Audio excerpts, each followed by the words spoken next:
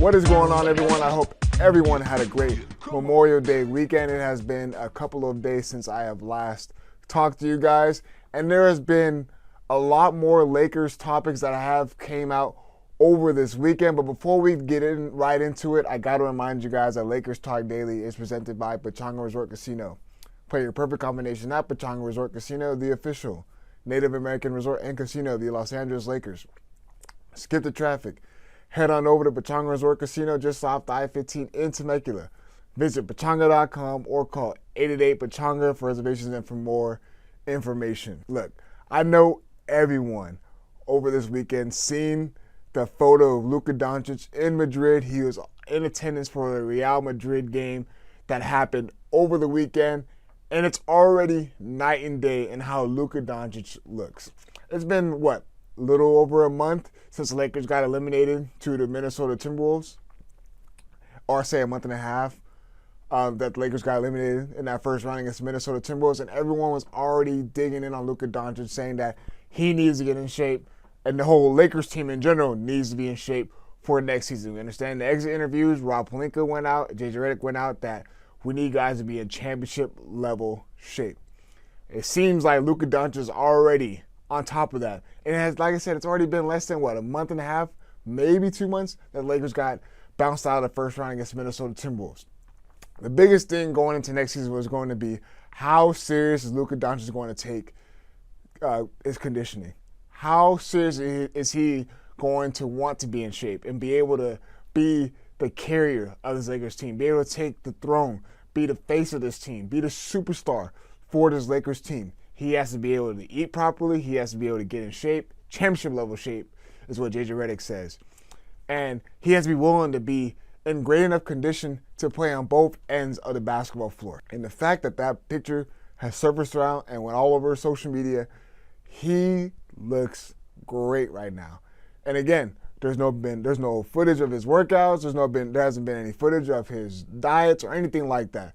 All I know is that pictures surfaced and he already looks completely different compared to him joining the Lakers in the trade deadline. And I just hope this is a sign of him telling Laker fans and Lakers Nation and the organization that, look, I am here to stay. I'm here to take this cardio, conditioning, everything about me, my diet, everything about my body, my health, serious going into next season, because me personally, being Luca Donic, he cannot afford to be in and out of the lineup for this Lakers team. The Lakers are going to need a healthy, fully conditioned Luca Donic for next season if they want to have any shot of being legit contenders in the Western Conference.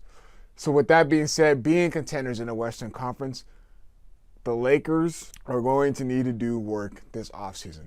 Shams Charania already put out a report yesterday morning on the Pat McAfee show that this is going to be the craziest offseason for the NBA. He didn't list one specific team. He just said that it's going to be the craziest NBA offseason that we have seen in a while.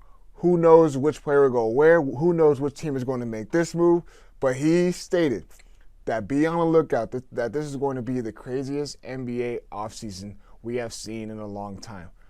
With that being said, I'm worried about what the Lakers are going to do this offseason. The Lakers don't have that much to spend. They got a lot of, we said it over and over again, they have a lot of expiring contracts. And speaking of a contract, Shams also reported yesterday morning that LeBron James is most likely to opt in to his contract. And with that being said, if he does opt in, obviously there's not going to be no pay cut or anything like that. So that already slims the chances of the Lakers of trying to acquire someone with great skill level, especially in the big man level. So the Lakers are going to have to do a lot of work this offseason. I'm kind of nervous. I'm not going to lie to you. I am nervous in seeing what the Lakers are going to do. If the Lakers do not make any moves for this offseason, if they have the same exact roster going into next season, then the Lakers are going to be in trouble, because there's no way that they are going to be able to compete with the Western Conference opponents. And that's just me being honest. There's already reports the Spurs are being aggressive. They're looking to get Kevin Durant. The Rockets are being aggressive. They're looking to get Kevin Durant. You're seeing what the Mavericks are going to do. They acquired a number 1 overall draft pick. They're going to be looking to do a lot of moves and building off that roster that they already have. And people are saying that they're a championship level team. there's a lot of teams that are going to be making moves. The Warriors are linked to a couple guys. The Clippers are linked to a couple guys. Obviously, Lakers are linked to a couple guys as well, the trade speculation, all that stuff. But my thing is, teams are willing to go out and get guys, and they have no worries in going out there and spending. I understand with the whole salary cap issues, it requires a certain limit and what you can spend and what you cannot spend. I can't get into that because I won't be able to elaborate enough for that. But what I'm trying to say is that we understand what Rob Pelinka has done with this Lakers franchise, and he's known to not be overly aggressive and not go out there and get a guy. If he can keep the team steady and if he believes that he believes in the core, the unit that he already has, he's not going to go out there and go for a crazy expensive deal or blow it up and try to get someone to make the roster a little better. He has a lot of patience going into offseason. We understand that. But if there's other teams, other GMs, other ownerships that are going out there and being aggressive to enhance their roster, the Lakers need to be one of those teams that can go out there and do so. And I understand they got to be able to find a way, figure it out, find a way. They already know what they need, and they need to get a big man. We already established that. Just my only worry is with LeBron opting in his contract, how much leeway, how much money, how much salary do the Lakers have to get someone that can help this roster out for next season right away so they can be legit contenders for the Western Conference? Because now the expectation for JJ Redick is, okay, you got them out of the play-in. Let's see if you can get them to the Western Conference Finals. Hell, let's see if you can make it to the finals. The Lakers are known for what?